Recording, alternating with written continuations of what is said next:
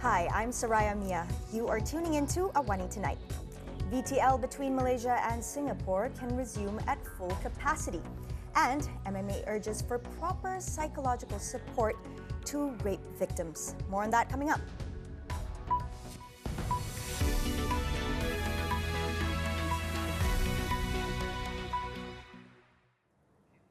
Malaysia recorded over 27,000 new COVID infections today, the highest ever number of daily cases reported in the country.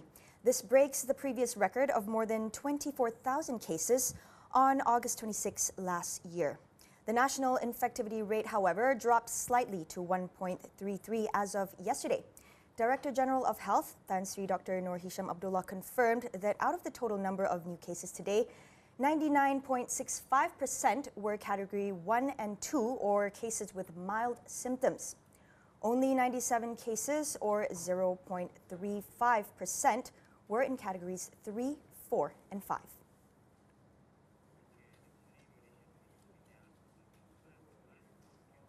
Meanwhile, the Malaysia-Singapore Vaccinated Travel Lane initiative has been allowed to resume with immediate effect. Transport Minister Datuk Sri Wee Ka Siong says there would be no limits on capacity. However, bus travel may only resume from February 22nd onwards. He says the resumption of the VTL is based on the current risk evaluations and with approval from the Ministry of Health.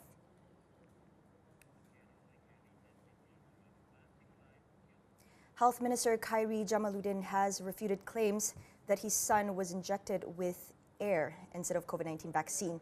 His comment comes after the Health Ministry shared a clip of his son's vaccination, which went viral. The public criticized the nurse responsible for being unprofessional and accused her of not administering the vaccine properly.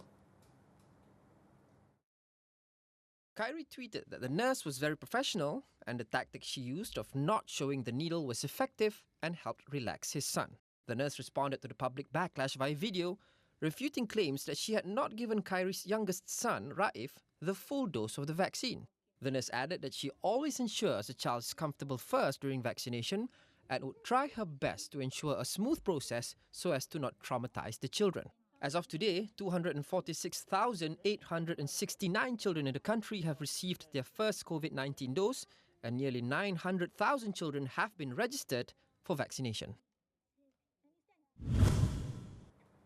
The Malaysian Medical Association MMA expressed shock over the court's decision to charge a 15-year-old girl who stabbed her newborn baby, who is a product of rape, with murder. We speak to its president, Dr. Koh Ka Chai, on what should have been done to prevent such a distressing case. This is a juvenile who had been raped and had continued on with the pregnancy till childbirth.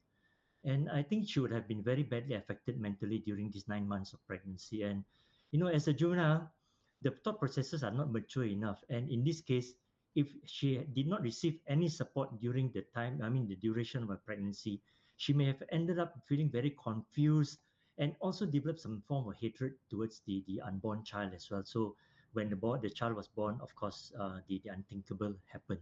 In many cases, these girls are just left alone, and they suffer a lot of trauma because there's a lot of backlash from society. The social stigma. They tend to be withdrawn, and they will need some form of psychiatric or psychological support in order for them to go through the so-called 9 months of pregnancy if they are pregnant. And if they are not pregnant, they have undergone the trauma of the rape itself. So I'm sure that they would need some form of counseling after that as well for them to understand what has happened. And when this involves underage girls. He said proper sexual health education in schools could avoid such cases from repeating itself. When we introduce sexual health into the curriculum, we are not actually promoting sex, but we are creating an awareness and educating them on the matters related to sex, so that they would be able to understand and they will be able to take care of themselves to avoid being involved in such situations. In other news, Malaysian Pausi Jafridin, due to be hanged today, was granted stay of execution by the Singapore High Court, pending an appeal scheduled for tomorrow. Pausi and Singaporean Roslan Bakar, arrested for smuggling drugs into the country in 2018, were sentenced to death 2 years later. Lawyers and rights activists say Pausi, a Sabahan, has an IQ of 67 and is regarded to be mentally disabled. Roslan was also said to be mentally impaired.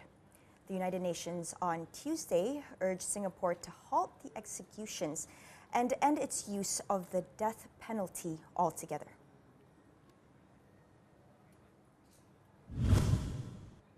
Meanwhile, $250,000 for Leonardo DiCaprio, more than $300,000 bar tab, and about $5,000 for models.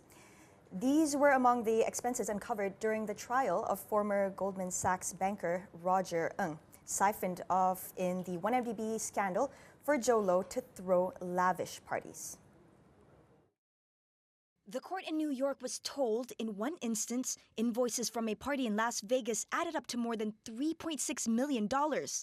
Other celebrities who attended Jolo's parties include Paris Hilton, Megan Fox, and Kim Kardashian. Former head of investment banking in Malaysia, Ng is the only Goldman banker to stand trial in the 1MDB scandal. He is charged with conspiring to launder money and violating anti-bribery laws, including conspiring with his former boss banker, Tim Leissner, to help Low steal 1MDB funds in exchange for kickbacks. Leissner pleaded guilty almost 4 years for his role in the 1MDB scandal and turned star witness for the prosecution. He will testify against Ng, who has pleaded not guilty. More in a few minutes. Stay tuned.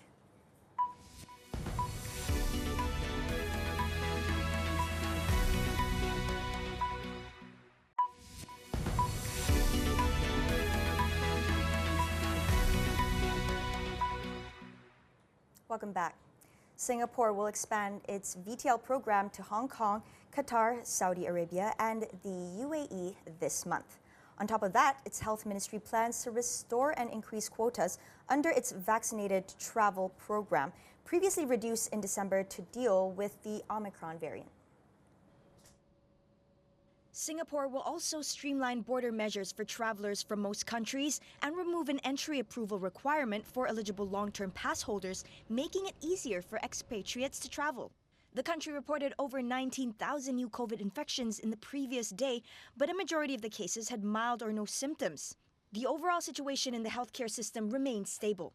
Singapore also said it will simplify its COVID-19 rules. Starting Friday, safe distancing will no longer be required when wearing masks.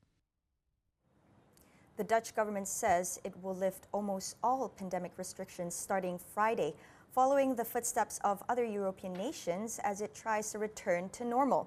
The Netherlands is facing several thousand daily cases of COVID-19, but mostly of the less severe Omicron variant.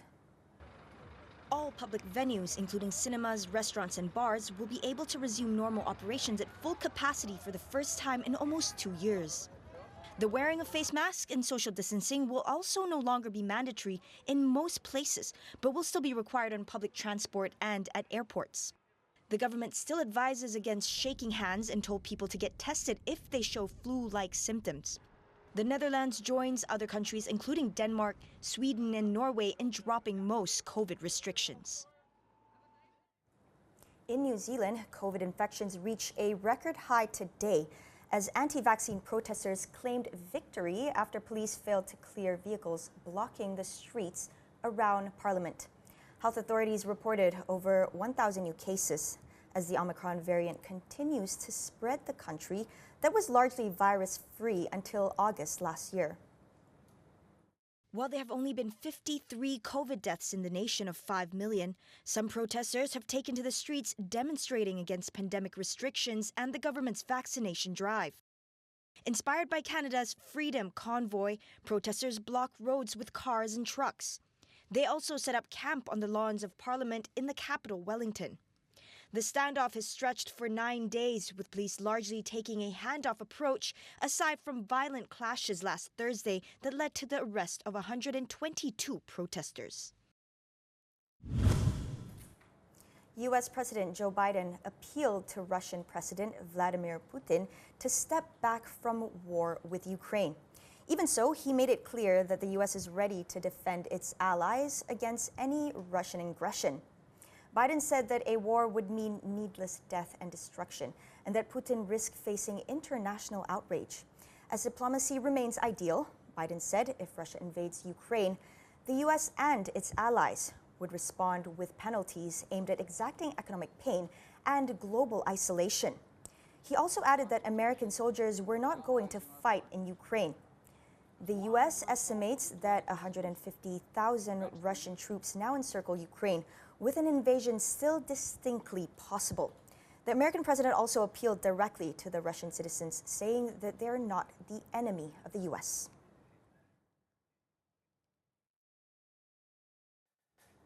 The International Olympic Committee has dismissed claims of practicing double standards towards American and Russian athletes in the wake of the Kamila Valieva doping scandal.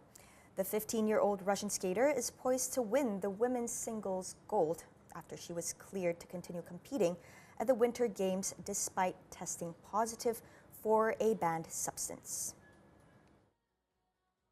Sport's highest court ruled that Valieva could carry on at the Olympics, but that does not mean she has been cleared of doping and she could still face punishment at a later date, and any medals awarded will be stripped. The decision to allow her to compete, however, was slammed by many, including American sprinter Sha'Carri Richardson, who cited racial discrimination. Richardson faced a 30-day ban for testing positive for cannabis, which ruled her out of the latest Summer Olympics in Tokyo. IOC spokesperson Mark Adams said there was nothing in common between the two cases. So think of the personal issue of the person involved. We all need to follow the due process. This person has not even had their B sample opened. The case is not even finished yet. So to make all these grand statements is, I think, a little bit premature. The cases diverge in a sense that Richardson's punishment after she admitted to smoking marijuana was handed out not by the IOC, but by the U.S. anti-doping agency officials. Valieva's case, on the other hand, is ongoing. The New York Times reported that Valieva had tested positive for 3 substances used to treat heart conditions, one of which was prohibited. Now, how do we distinguish between a wage subsidy program and a jobs guarantee initiative to address unemployment, underemployment, and low wages? Tonight on Consider This, we speak to our guests what policy options are available to the government. That's all we have for you on AWANI tonight. For the latest news updates, head on to astroawani.com, or you can also download the Astro AWANI app. I'm Saraya Mia. We'll see you again soon.